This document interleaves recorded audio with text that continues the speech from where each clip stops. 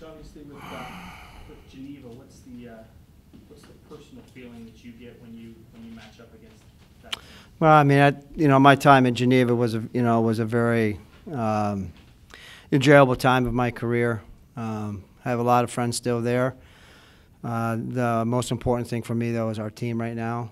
We're obviously in a stretch that's just very, very, very competitive in terms of the 3 out of our last 4 and what we're trying to do after finals. So, this is an important game for us in terms of correcting some things, hopefully shooting the ball better. I thought we really competed well against Purdue defensively right up until the last media timeout, or right around the 6-minute mark. We were still, kind of right there. We just didn't shoot the ball very well. So we've got a lot of things to work on with a young group to get better.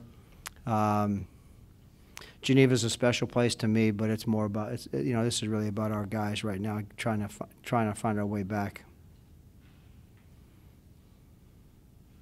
Coach, with the extra time you have now with no classes, Yeah. How much is that? Well, my favorite time of the year.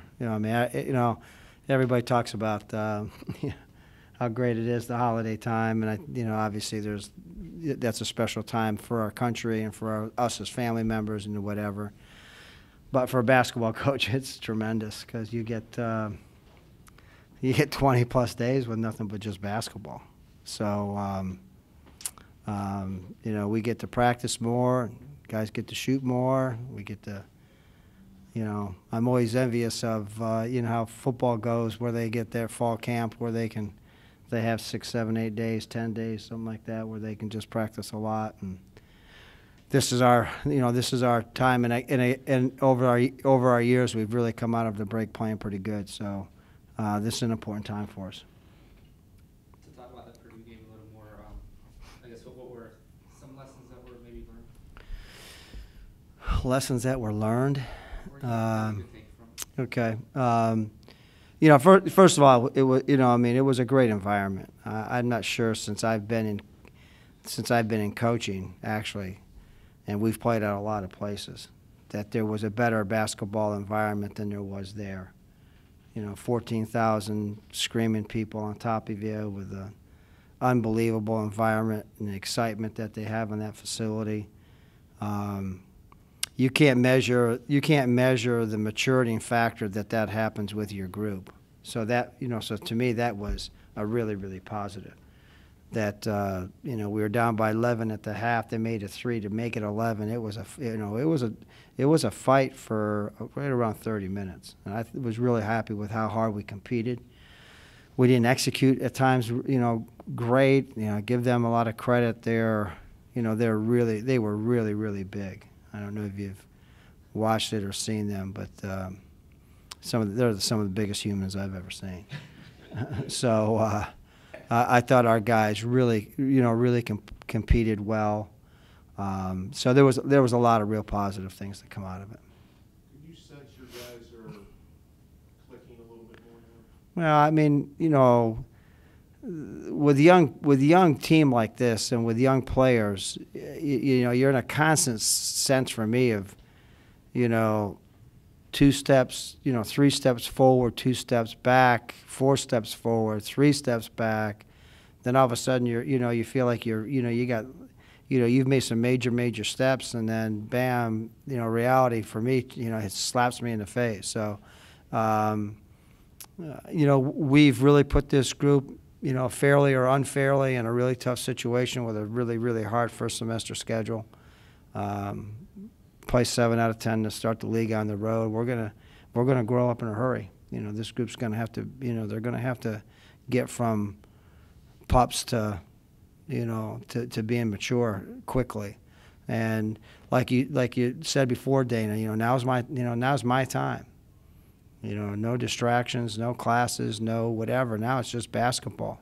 So there's so many things that we can kind of accomplish and do. And, again, I think we're getting better. I thought we got better against Purdue. Everybody look at the score and say, no, you didn't. Yeah, we did some real positive things. How much more would being in that kind of Purdue-like environment potentially help the maturity of the basketball team looking ahead, regardless of the outcome of those games? Jim, the maturing factor is being able to play against that good a competition. There's nobody in our league that has an environment like that. I mean, there's nobody in our league that has an environment. I mean, you go to 95% of the games in our league, and there's 1,500 to 2,000, and so like, I've had that question about 3 or 4 times now about, well, does that environment kind of help you get ready for league play?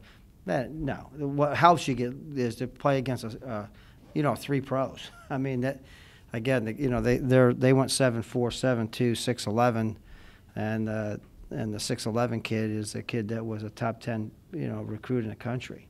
So what really helps us, to me, is to be able to play against that competition. What is fun about that game is to be able to play in that kind of environment. So that's where the enjoyment comes from, playing in that kind of environment. The benefit for our team is to play against that good a competition.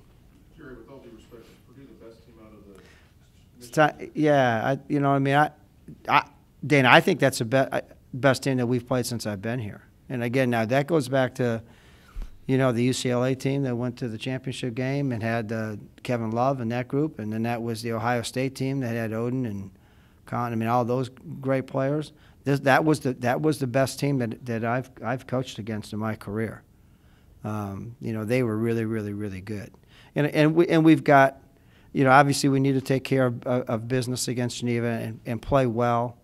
Not just worry about us and really play a good basketball game. And then you got 2 more really tough tests, which goes back to Jim's question.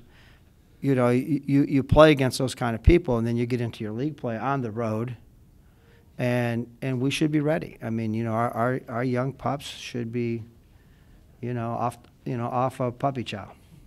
You mentioned the shooting briefly. What do you want them to take out of this game against Geneva to get ready? We just have to play. We have to play well. We have to shoot the ball well.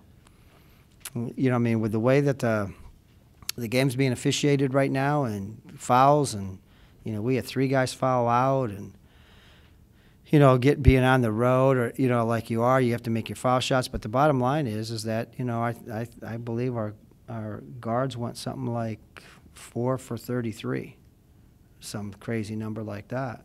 And we've for us to be competitive in these games, we've got to shoot the ball well, and it starts tomorrow night to be able to get into a little bit of a rhythm at home against Geneva. I don't know if you want to go down there, but has the officiating changed? I know you talked about it in the preseason to what you thought it would be, or? It's about what I had hoped for or thought it was going to be. For me, the test is, it starts on January 2nd, and when you get into league play, that they're going to still officiate the same way. This is the way it was 2 years ago, and then you got the league play, and it all changed, and it became a physical battle again. So, I think the officiating in general has been pretty good. What kind of challenges do Michigan and then Notre Dame present?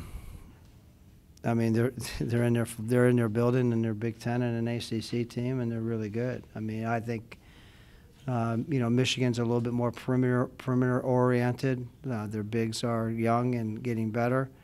And all I really know about Notre Dame so far is I've kind of watched them a couple of times on TV. They really kind of live and die with their jump shooting. So, but I mean, they're good. Yeah. Coach, I know you talked about it a little bit last week, but if you had your druthers, you'd kind of spread these out. Yeah, I mean, I would have liked to have had one like the second week or the first week of the season, play a couple games and then have one of these, and then maybe have one like on Thanksgiving weekend, like on that Saturday for us, and then maybe get one at the end.